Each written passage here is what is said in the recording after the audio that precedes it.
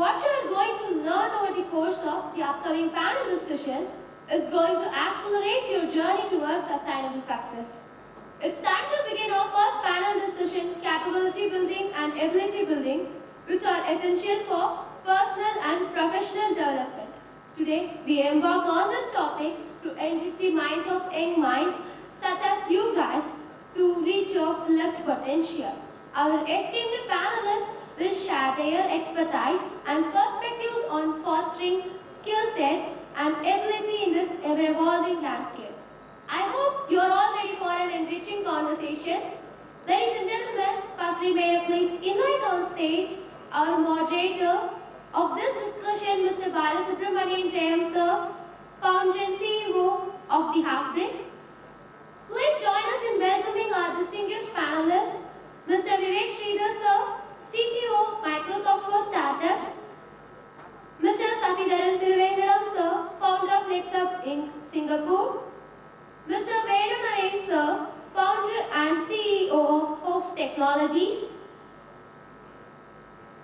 Mr. Rathinakumar Balasubramanian sir, Director of Agile Delivery Salesforce. Capability building and ability building, that is what needed for our younger generation when they are starting up the startup. So we are going to discuss about various aspects in line with the particular subject. So I would like to welcome all the panelists, those who are coming here, and I'm going to share their insights. The first question I would like to ask is, how have you changed or grown from beginning to now in terms of leadership style? This is the question. Your perspective you can share. When you're starting, what was your leadership style? Right now, what is your leadership style? What are the transitions that you have done in your life journey as an entrepreneur or as a C-level executive? Please. Good morning, everyone. Hope I am audible. Yeah. So, see, when it comes to a startup, agility is very important, right? Startup or any company for that matter goes through various stages, right? Starting from existence, survival, success, and it takes off, right? So no one particular type of leadership really works, right? So what I would recommend is situational leadership with awareness, where somebody should be coaching, delegating, dominating at times, or supporting. Somebody might be going through some personal situation in your office and you might have to support them, right? Put a hand around their shoulder and help them. Sometimes they are interested in delivering something but then they do not have the know-how. So that means you have to be coaching them, and at times there are people who are already prepared to deliver something. So you have to delegate your task to them so that you can look up to something new which the other people are not ready for. Yeah? So, and certain situations require you to be dominating. Right? My assessment of myself is through various workshops. I have found myself dominating, but then you cannot be dominating in a startup environment, not more than 20%. So remaining 80% you have to shift through, be it delegating or coaching or supporting. Yes. Sir, your perspective. Yeah. So let me answer this question from a large enterprise like Salesforce. We have 70,000 employees across the world.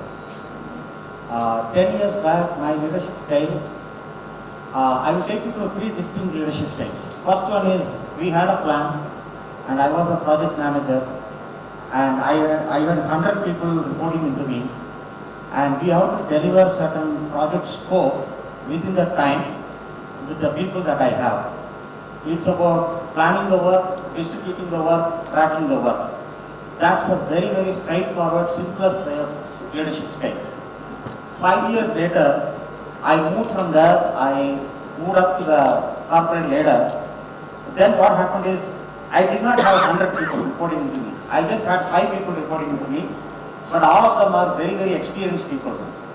Now what I need to do is, I need to tell them what we want to achieve, and let them do the planning, let them do the tracking, let them do completion and come back and tell me, hey, this is done. Or they will come back to me and say, we need more help to support and get it done. So it's more like lead them by inspiring them, not direct them. Don't tell them how they have to accomplish, they know how to accomplish. And 5 years later, today, my leadership style is even different. It's a huge organization. Right now, I'm influencing as many as 3,000 people in India. How does that happen? I still have few people reporting into me. The leadership style is, we take our organization vision, we take a piece of it, we inspire the leaders, and we tell them what direction they need to go, and the leaders will take the steps and they will move forward. So my job is to inspire the leaders. So these are 3 different stages of leadership. You lead them directly, you lead them indirectly through collective wisdom, and now you lead them through inspiring the leaders. So I would say, depending on the size of the organization, your leadership style will change, and as you get more experience, you will figure out how to lead. Because we have leaders who are leading this whole country, so we can do that. All of you can do that. Thank you. Thank you, sir. Good morning. I am Velu, founder and CEO of Ox Technologies. I mean, leadership is actually an interesting experience. The mindset what we all have, like, am I a leader? And to be frank, from my side, everybody is a born leader. So, it should not be necessarily like, okay, I lead so many people, I see so many projects, and not exactly, right? Everybody is a leader in their own way. So, technical leadership, people management leadership, people who are, I know a person who is, best outgoing of my knowledge, along with my class. He is the smartest guy I ever seen in my life. Very smart. But unfortunately, he can't talk for 5 minutes what we have. So, he's a leader in technology, right? So definitely he can do anything upside down. So I'm privileged to have him again in my company. Now he's in the CTO again. So the leadership from my perspective is, it's very simple, right? We don't want to complicate so much. We need to make it as our goal. We need to adjust a lot. That's why the leadership quality is getting more, right? When you need to say yes, when you need to say no. Right? Saying no is not always wrong. Saying yes is also not always right. So you need to be very clear.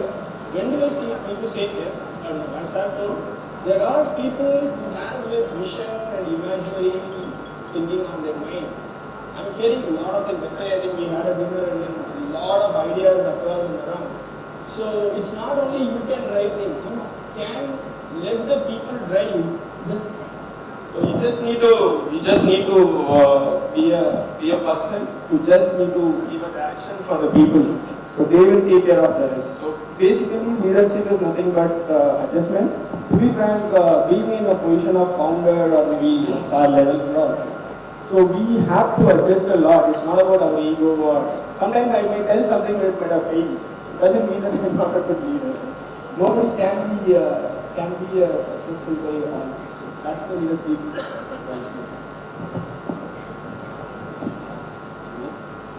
Hi all, good morning. This is Vivek from Microsoft.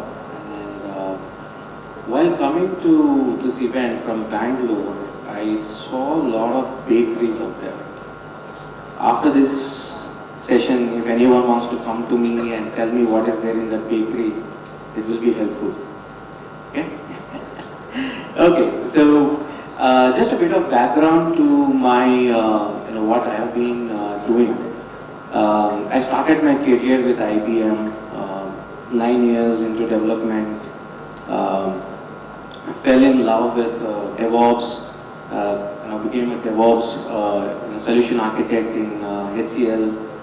Sometime I was there in Australia. I came back to India, joined a startup, built a startup, joined Microsoft, DigitalOcean first from a developer advocacy thing, which is a marketing role, and also joined the Microsoft as a director for strategy and investments, and currently I am the CTO for the startup.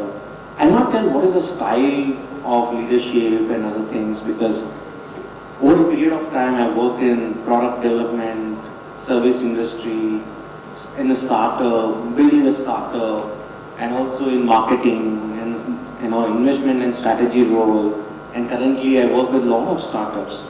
So what I will share is a couple of things you should build as a skill if you want to be a good leader. One of the best first skill is, be a good listener. You need to, be a good listener if you want to be a good leader. You need to listen to your team. You need to listen to people, whomever you are talking to. You might be meeting a lot of people here today. You should listen to them, what they are building, what is next. Probably you have an idea. You can share that idea with them. So that is one of the major skills you need to build. And the second is being a good communicator. You need to pass information.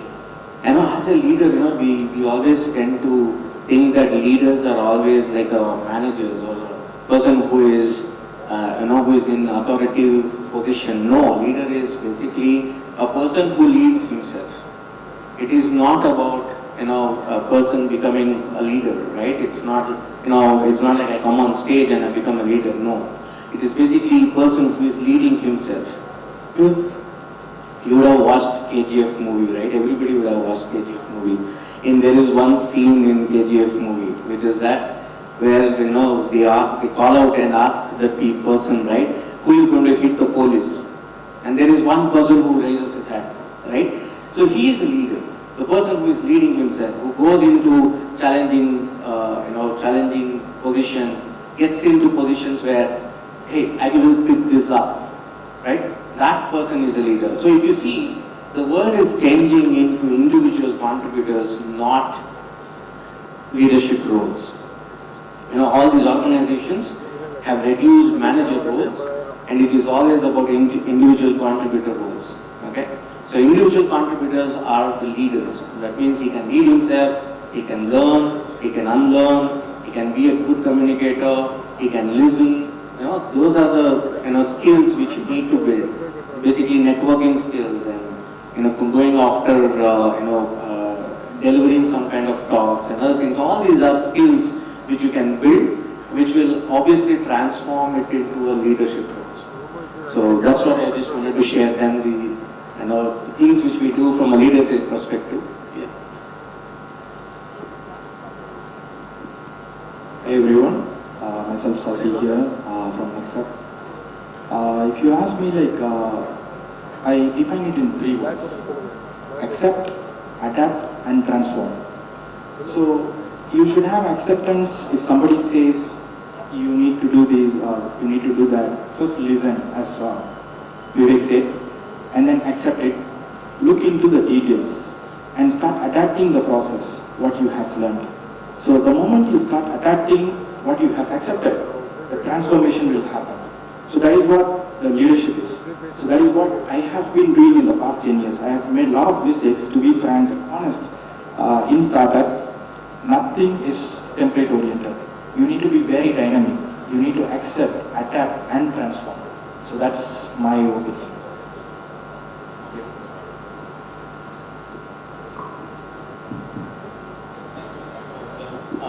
Next, I'd like to ask a question in line with the company's culture. Okay, how do you go about creating a positive and supporting working environment for the employees in your company? Being a studentpreneur or as an early stage entrepreneur, what are the ways that I have to create the company's culture, the positive environment or work environment for my employees or my co-founders? In that line, you can show some lines. You can start. So, creating transparency. Okay, if you are a leader or you are managing a team, first be transparent and give them the opportunity to share what problem they are facing. So in that way, you will create a personalized relationship between your team members and the management team. So in this way, everything will fall in place because you are giving a space for them to share the problems what they are facing, and you are accepting the problem and also providing a solution to your team members, which will enable a excellent culture in your organization. If you are building a startup, then you must do it. So that's what, in my opinion. Be transparent. Transparency.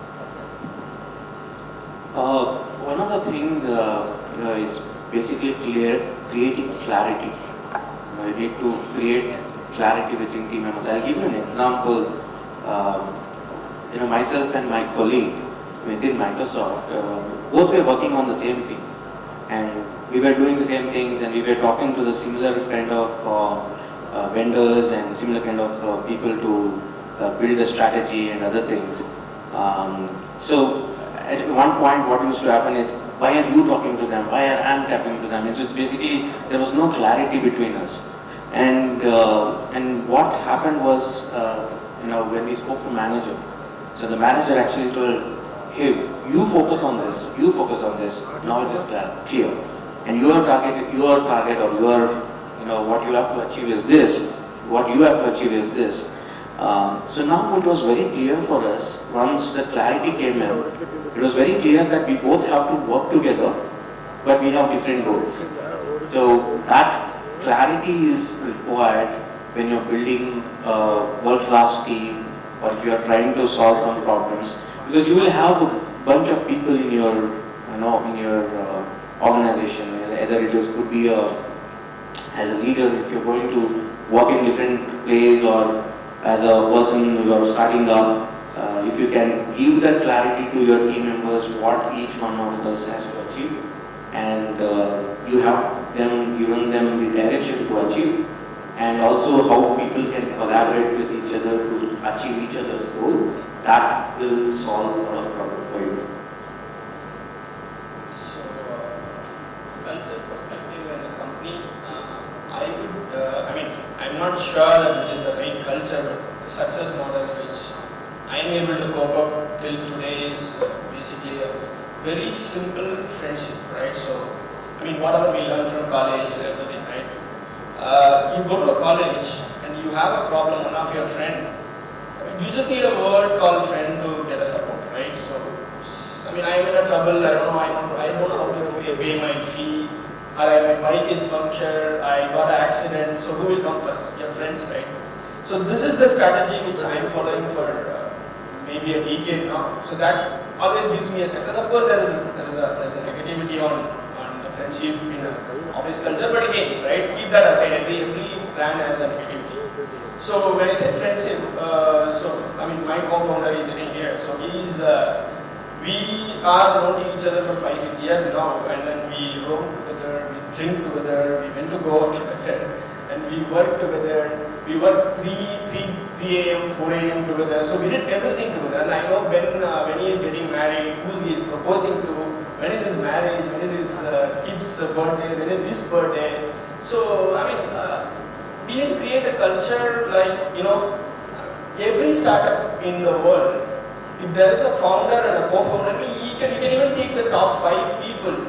Very rarely people are going to choose somebody who are known, right? So they are going to choose this first top 5 guys in the company, well known to you in a lot of ways, right? So we had a culture, it might not be suitable for all the company. The moment we reach something like it might be 2 a.m., 3 a.m., we buy a beer and drink in office. So people ask me, how can you, in my previous company also, so people ask me, how can you drink in office? So people are working for me till the sun goes and comes again. Why not? So the question is, what's your position? Okay, I'm a director and CEO for the company. Okay, so you drink with employees. What your manager or your board member asking? Okay, they also drank with me in the same room. What is your investor asking? They also drink with me in the same room. So you create a culture. I'm not telling you need to drink. So the point is, create a culture which is actually very easy to go with. This is, we don't want to complicate things.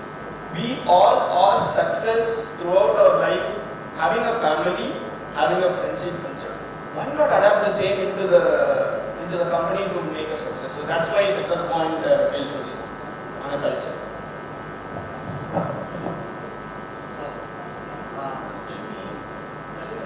About how to lead a team, and you can figure out what is the culture that you want to build from that story. 25 years back, in one of the universities in the US, they wanted to do an experiment. Giving more money will result in more performance. That's the question they wanted to figure out. So they went to the university students, they they gave them a bunch of basic mathematical questions like addition, subtraction, and they paid for each of the question they paid $10, and people solved it, and they got $10. Then they said that we are giving more questions, but this time we will pay you $20 for each correct answer. What do you think? People would have solved it? Performance would have got better? Do you think they would have solved it faster? In reality, they actually solved a similar problem slower. So giving more money has not resulted in higher performance. And they thought, okay, this may be unique to US, maybe we should go to kind of developing countries and try this example. And they went to Madurai in India and they tried the same example. And they gave 10 rupees for each problem correctly solved. And then the second session, they said they're going to give 100 rupees for each correct answer. The expectation is, we expect them to solve faster, we expect them to solve with accuracy. But the opposite has happened. People have solved some of the problems wrong, they took more time to solve, even though the compensation was higher. Something was wrong here, right? So if you are giving more money, if you are giving more compensation, the performance is dropping. That was a big question that was in the minds of psychologists. Why this is happening? And they realized that it's not about money. At the very basic level, money plays a role. But after some time, it is the autonomy that plays the role. You give them the right job, you understand what motivates the people, and then tell them to go and solve the problem, and they will solve it better. So, money plays a role up to a certain point, but after that, because all of us are not doing basic work, we are doing cognitive work. We are actually, the kind of work that all of us will be doing in the next 5 to 10 years will be brain-based work. It is cognitive work. It is not a simple move it here, move it there kind of work. So any cognitive-based work, you have to lead them by understanding their motivation. What triggers people to achieve more?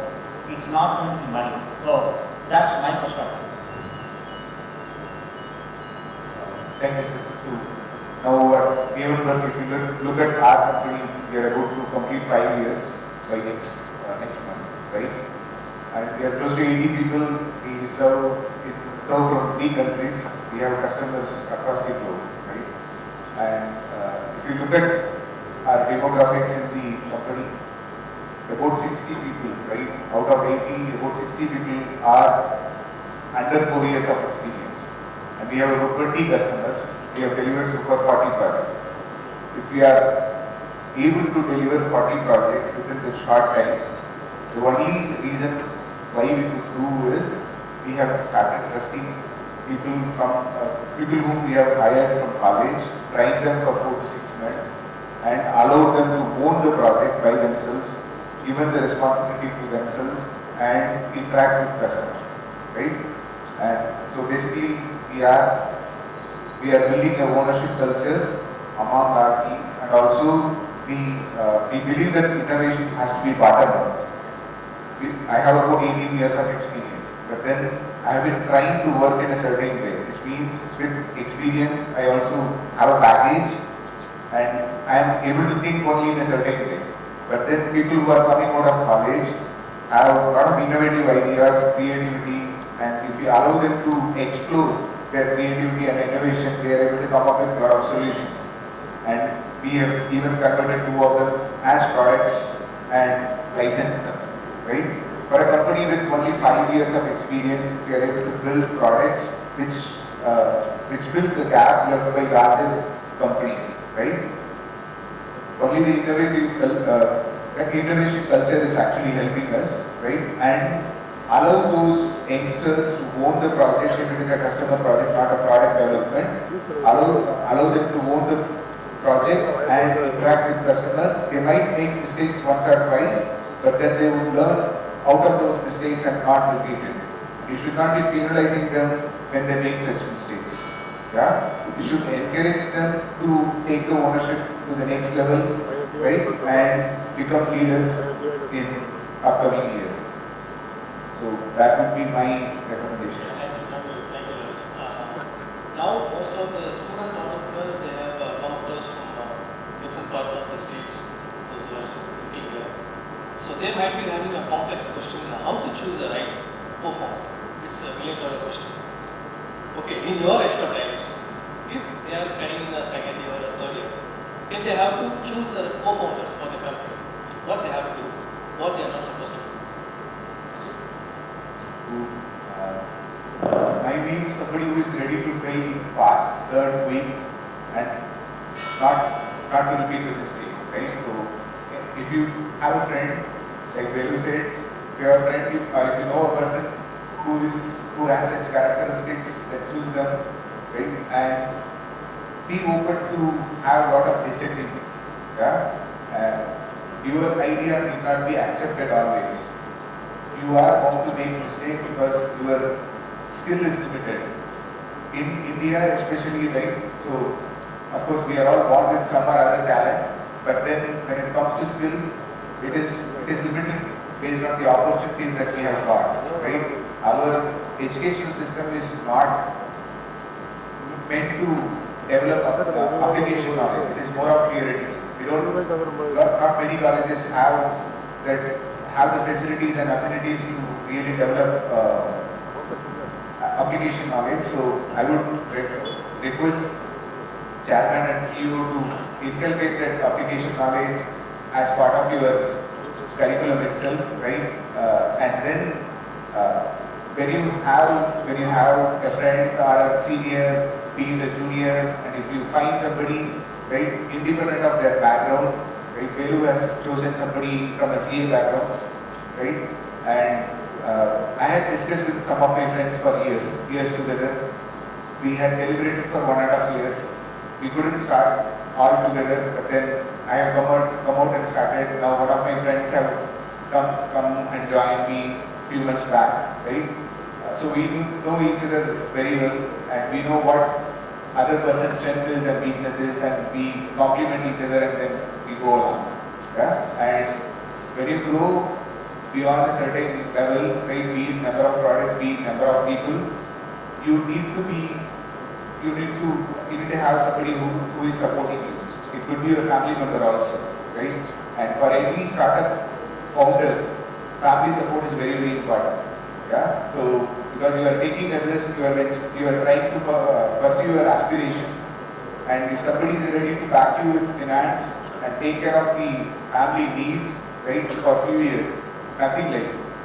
Yeah? So find a person who is ready to support you, whatever may happen in the due course. Yeah?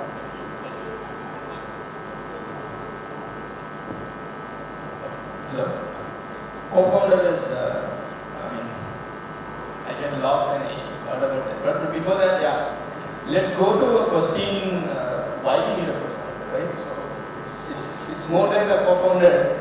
Do I really need a co-founder? We need to answer that ourselves. So I will answer for your question. Investors will never invest on the city solo money. So when we raise funds, we need a co-founder. That's how they are waiting. We have a lot of investors. Don't worry. So in that case, okay. So let's take a road trip. Okay, let's plan a road trip. So I'm planning a road trip, and then this is going to be there for next 30 days. So who and all I need in my car? Somebody who owns the car. Of course, we need a car. Somebody who can drive. So can I alone drive for 30 days? No. Somebody should be a co-driver.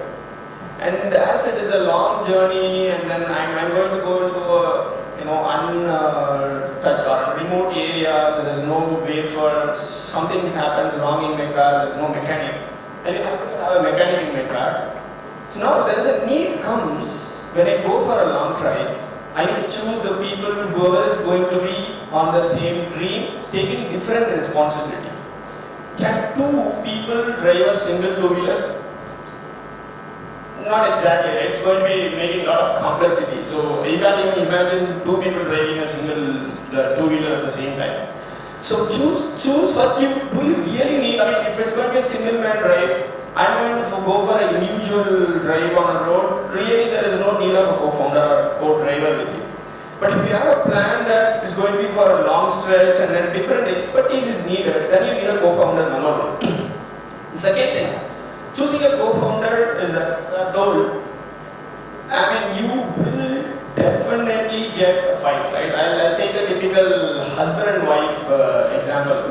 I really don't see a much difference between a husband and wife, founder and a co-founder. So this is more or less same. Anybody in the hall who are married, I am really surprised they are not living a good life. They are not having a fight at least once in a day with their wife or husband. This is true. Everybody will agree, right? Same thing will happen. Sometimes I get up and then suddenly scold Gopal for whatever reason, right? And he'll laugh and move on, right? So because the reason I scolded him is there is a common aim for all of us that is deviating. It's going to affect everyone in the journey, right? It's not only him or me. And the very funny thing, I every time apology, Gopal and tell this on the stage, so I'll take the same apology. So very interesting part, right? So as I told, he's a CA.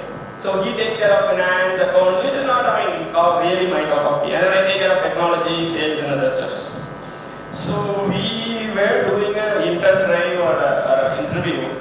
So, some of my in startup culture, the problem is you need to work like 24/7 and you might not still end up with finishing the work. You always work. On top of that, we want to create a question for, interview. You guys are more genius nowadays. There's ChatGPT, a lot of things. Whatever question we create, you can crack it very easily. So we need to put little out of mind thought and then put the question. Otherwise, that's a very important time. I'm going to hire somebody into my journey. So we spend a lot of time throughout the night to make a question. Tomorrow morning is interview. So making the question, our work is done. So then it goes to Gopal, my co-founder, and he takes care of HR, interview, and stuff, right? So there was some 10-page question is ready, and it need to be printed 50 copies tomorrow morning. So we came all morning, 10 o'clock, and then we are seeing 9 papers are there, 10th paper is missing. So I was asking Gopal, where is 10th paper is missing? He told I removed. Why? Because there was, it's a typical C coding. So we take question number C programming continuously 10 questions. Unfortunately, last questions, the close basis of a C function is fall into the 10th state. As he is a CA and financial background guy, for him bracket or square bracket or open braces are nothing. So he removed that it seems. So he felt that is not required and just removed without even asking us. Believe me, we laughed together teasing him for next 2-3 hours. It's not just teasing. So these kind of things will happen every day, and then I'm 100% sure he's not going to take it in the wrong way. And then of course he scolds me sometimes, right? So this is something which is a co-founder, right? Co-founder is somebody whose wife. You need to be very careful. Unfortunately, divorce is also not easy. So there is not really a legal terms for that.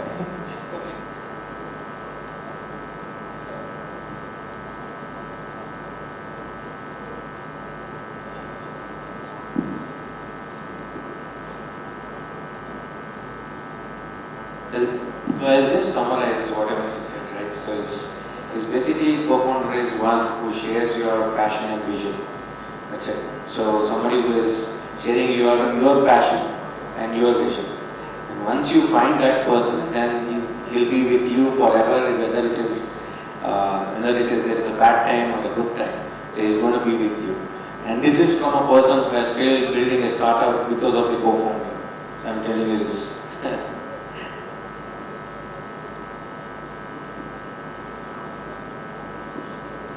I think our friends have covered most of the things, but to be precise, maybe one point I can add. If you could find the right co-founder with a shared vision, you might not need to pay a salary for him until you guys go for an investment raise or something like that. Until then, you will be with shared vision. You guys will be developing a prototype or something like that. And with that prototype or minimum viable product, then you can go for a even market fit product to raise a revenue or an investment. So if you want to create something, you need to have people from different experience. As my friend said, if you're going for a road trip, you need different people with different experience.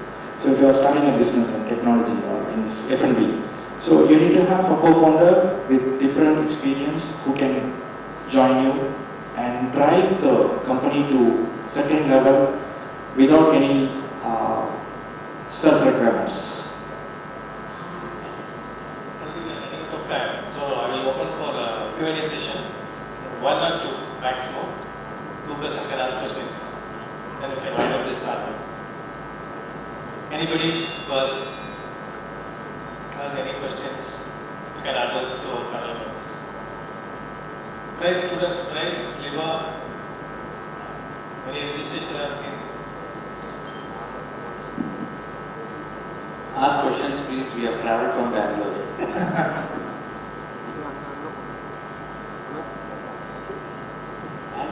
Sorry, and Singapore. So, okay. That's too far. I think there is no questions. So, I will convert. Hello, I just have a question. So, I'm Karthik representing Lala College, Chennai. The question what I have is, how do you handle conflicts while building a startup or when you have a team? Like a student team more especially.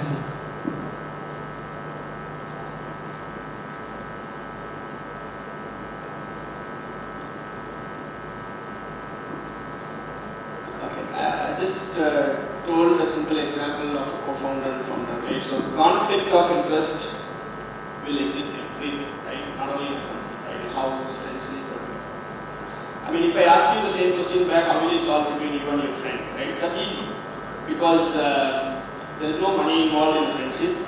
There is nothing involved, right? So here, there is a money involved, there is a commitment, customer, investors. So if there is a conflict of interest in a company, there are people who are watching, including your customer, your investors. If the same thing is in, same thing in college, you lose 2-3 days, it's okay. You can go up on the next 3 days. Here it's not like that, right? I have a delivery today, I have to deliver it today. So conflict of interest in corporate is a very, very challenging stuff. So I would actually tell, even though, whatever I just spoke about, my co-founder is my friend, everything. Believe me, we both have agreement. We both have a very clear legal agreement saying that, what if I do this? What will happen to the company? What if he does that? Right? So we clearly make a legal agreement. How do we need to manage when there is a conflict of interest? Number one. Second thing is, when a conflict of interest comes, right? First thing you need to do is go and sit together and talk. First talk, right? And then maybe like 2-3 talks, you're still not able to continue. The immediate good right decision is exit. So the person who is like in conflict of interest, is it tell him to leave or you leave? So some of that should immediately happen. This is very, very important because there are a lot of people watching, there are a lot of people reading this. Right? Thank you so much. Last question.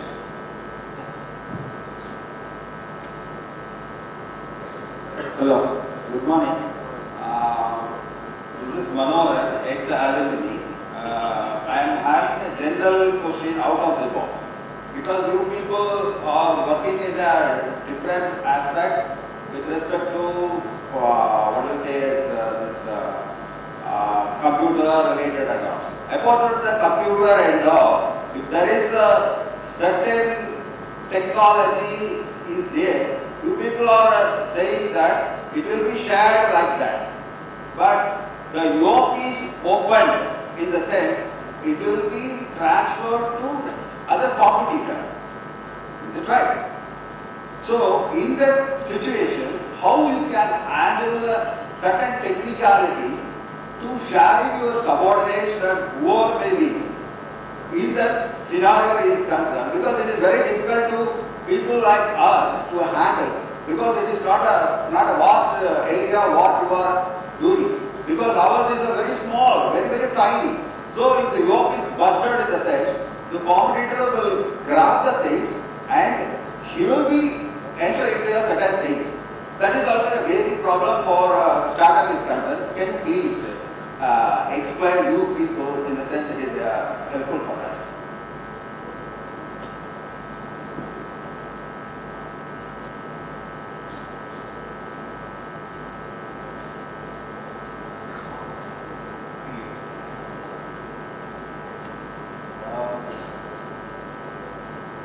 Today, like I said, any big companies develop product focusing on a particular area, right? And there will be competitors for them who are developing similar products, right? And one product cannot solve all the customers' problems or cannot solve problems from all the industries also. Customers belonging to, let's say, automotive, aerospace or any other semiconductors and high-tech, right?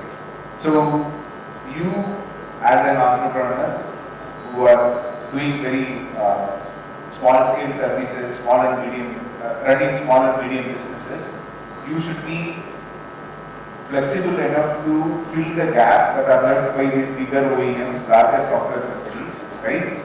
And you should also find new avenues for yourself to grow as a team, build new products and so on. Okay? Now, there will be also competitors of your size who is watching you, trying to replicate what you have done.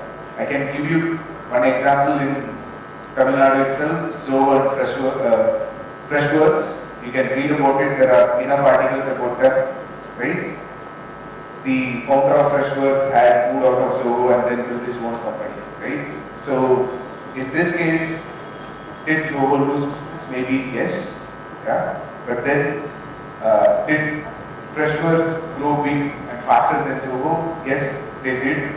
Are there other companies which are building similar products? Yes, it will happen, right? There is no end of the road, end of the tunnel. You will always see the end of the tunnel on the other side, right? If you keep yourself upskilled all the time, and you should allow your team to learn on their own, keep self-learning as a culture in your company, and you will be able to move forward and you will be able to capture new business and grow it further.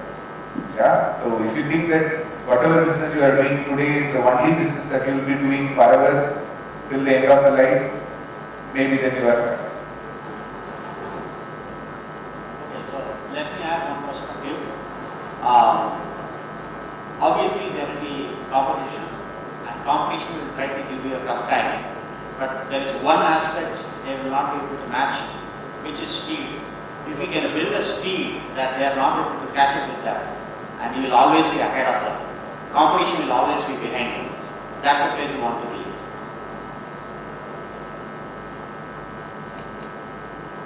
One question. Yes, sir. This is Narain from Christ University. So we are building a product called Velu, where it's an interaction between a human and animal. So it will be, so in future, the animal will speak with language in the thick sense. So right now, I have a doubt, our team has a doubt, how to create a target segment. That is, in India, the pet lovers are too low in India. How to increase the target segment? Thank you.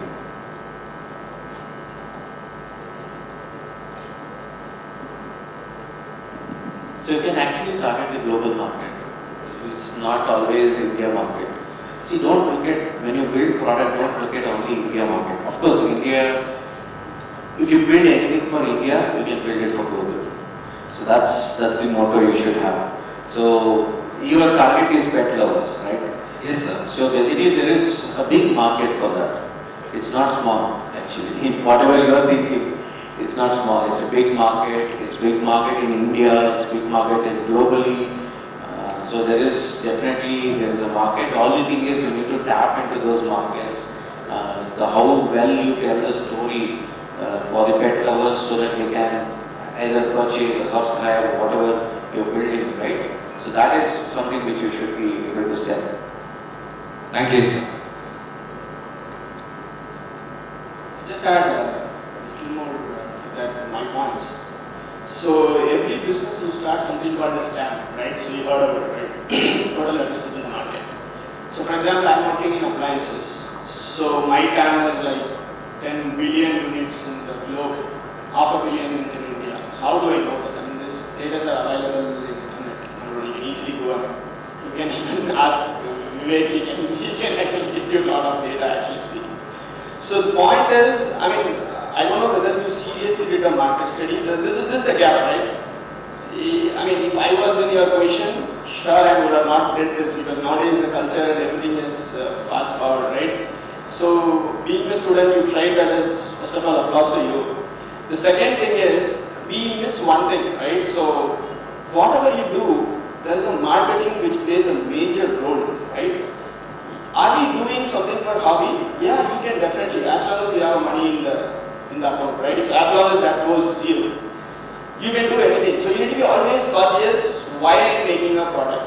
Okay, I do, right? I have a dream of making one day travel to Saturn and to Mars in the dinner and come back to Earth. Even if I do that today, I don't have a customer because the ticket for that will be like couple of $1 billion, right? So how many customers? Like I need to target only like 100, 200 in the globe. So do I need to really work on that? Not necessarily, right? So see what is actually, as Sir told, go and connect to the pet lovers, gang, associations and organization. That will be a problem statement enough. Pick one of that, relate it to you, make it, then your audience are there. Thank you, sir. Thank you. We can wind up this session because already running out of time. It's okay. We will finish this session with the momentum distribution. Start. Thank you all for your vibrant insights covering the pros and cons regarding capability building and ability building. We would like to extend our heartfelt thanks and deepest gratitude to you all. I welcome Dr. Rathinakumar ma'am onto the stage to honor our panelists with the memento.